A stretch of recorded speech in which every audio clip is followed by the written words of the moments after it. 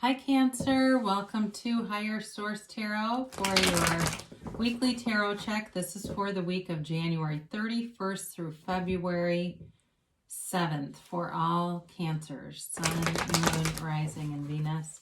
If you're new to the channel, I post new readings every Friday and then again on Monday or Tuesday. So if a reading doesn't resonate, you can check back in a couple of days. You could check a different part of your chart. Or you can even watch an older reading if the title speaks to you. It's sacred divination, so the readings are timeless too. And if you haven't subscribed, love to invite you to join us and become a subscriber. Then you'll know if I make any announcements on the channel and, of course, when anything new is posted. So let's begin and get the guidance for Cancer, Sun, Moon, Rising, and Venus. What does Cancer need to know, please? What messages do you have for Cancer, please? Oops, take that out. All right, we will do our tarot reading here, and then we'll use the Angel Answers Oracle cards. So you begin here with the Eight of Cups, the Sun, the Wheel of Fortune, and the Knight of Pentacles. You've got the Queen of Cups, the Hierophant, the Eight of Swords, and the Hanged Man. Well, I do feel like you're walking away from whatever this conflict is with this Five of Wands here. This is the one that popped out, so it's a change. And it is a bit chaotic. It's something chaotic around you. But I feel like you have a bit of there's like this hesitation to be away from this. Whatever it is, if it's just taking on too many commitments, this can be competition too. And it can be lower levels of drama, but it feels like it's almost just this chaotic, overly committed kind of energy and not being sure about walking away from it. You know, we've got here Leo, Taurus, we've got air, water, so Pisces, Cancer, Scorpio, Gemini, Libra, Aquarius. And you do have 4 major arcana, and that's always significant when we start to look at, there's only 8 cards here. The Eight of Cups, you're on the quest for deeper meaning. So part of it may be being more intentional about where you spend your time and not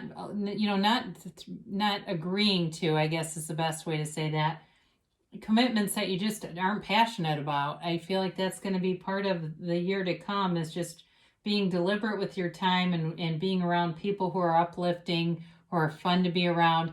This is also, though, in a deeper way, that search for meaning, that purpose, that soul resonance, and really being in alignment with your higher self. And so anything that you've left behind, it doesn't mean it's horrible. The cups are all still upright, but it's just not fulfilling. So if it was a relationship too, where you were dating someone for a while and you knew it wasn't the one, but you stayed because it was nice to have somebody to be with on a Friday night, or, you know, it was just convenient, or you didn't want to hurt their feelings.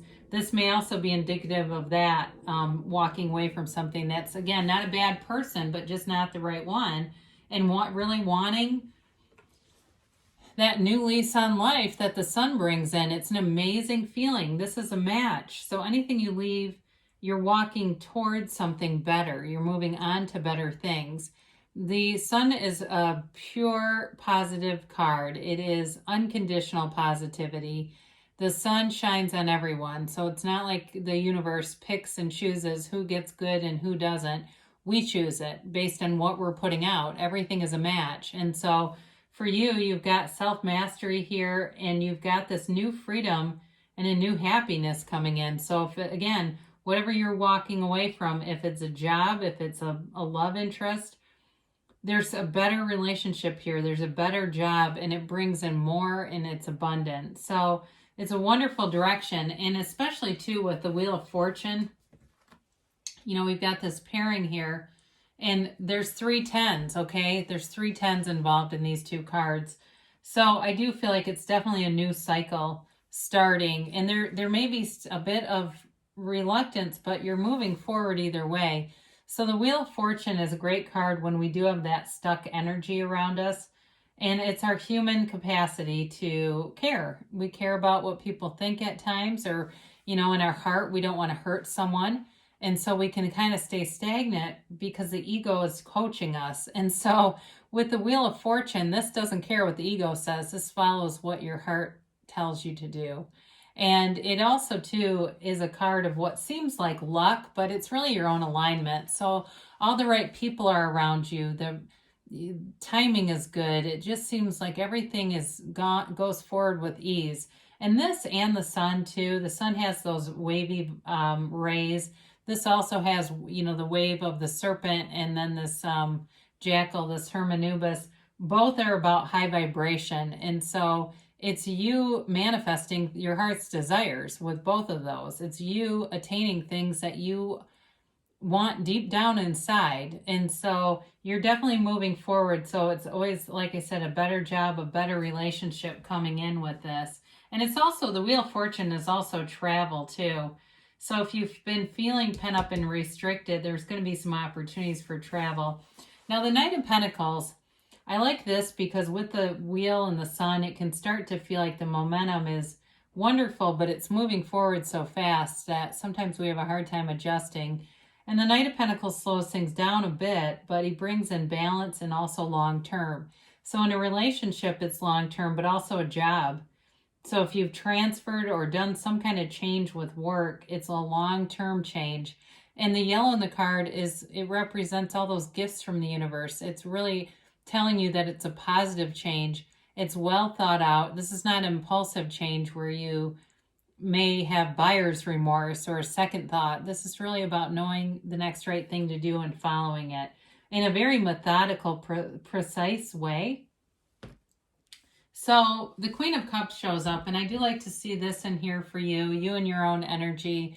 And it's really a nod to just feeling good, feeling in alignment, but also being intuitive. So you are being guided by your intuition. So listen to it. Don't second guess it. Move forward when you feel like something is right on the money. It is.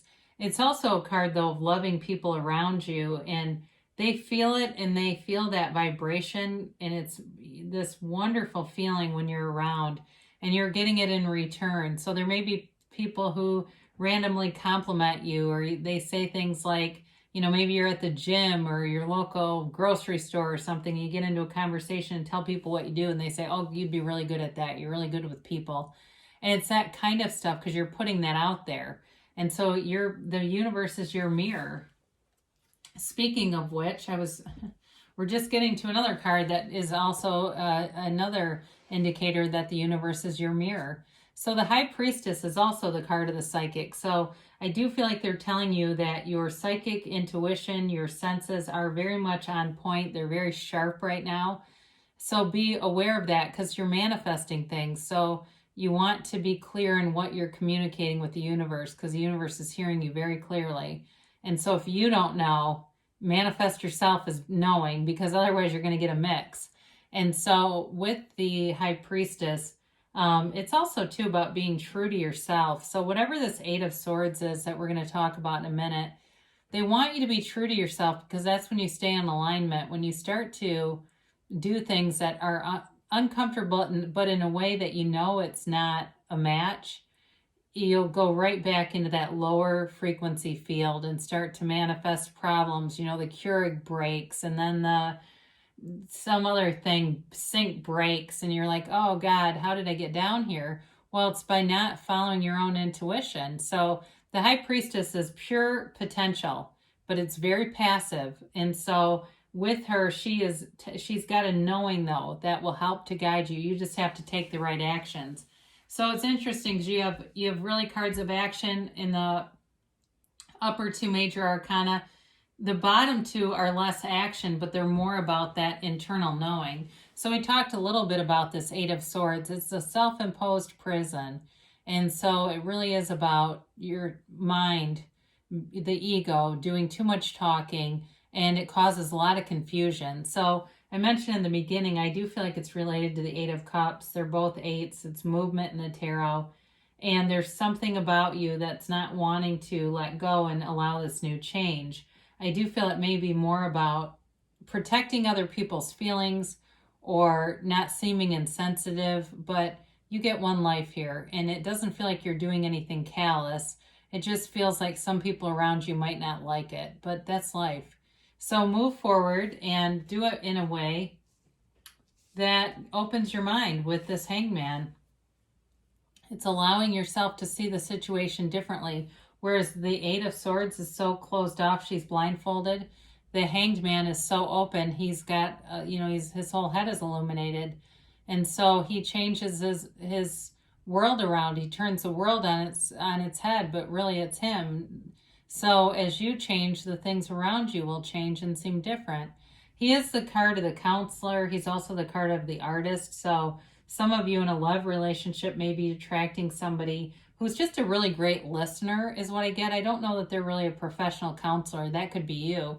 But I do feel like it's somebody who's very good at listening, and they have their heart open to the world. They are open to new experiences. They are, I like this too with that Five of Wands, because this is like surrender to win. There's no conflict here that would get you tangled up. I also feel like whoever you're attracting to, for those of you that's about love, there's not a lot of, they just don't like conflict. They'd rather work things out and be a cooperative component and be peaceful about it. So very nice energy there, though. Even though there's a little bit of restriction with that Eight of Swords, I feel like it's really just about moving out of it. You've got all the energy around you to take you out of it. And let's see here, a timeline here for Cancer.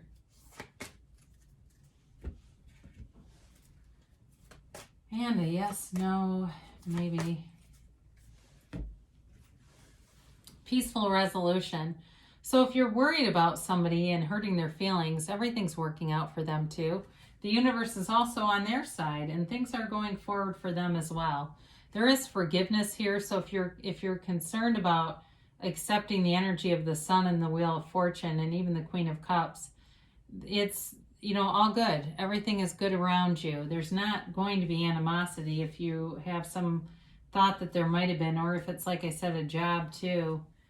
They say ask your angels. So before you watch tarot, or even at night, you can ask, what do I need to know? What do I need to see here? They say within the next few weeks. So things are happening and moving forward for you.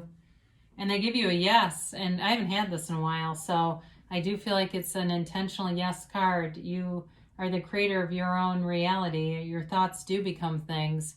So ask for what you want and it will be given. I love you, Cancer, and I'll be back again soon.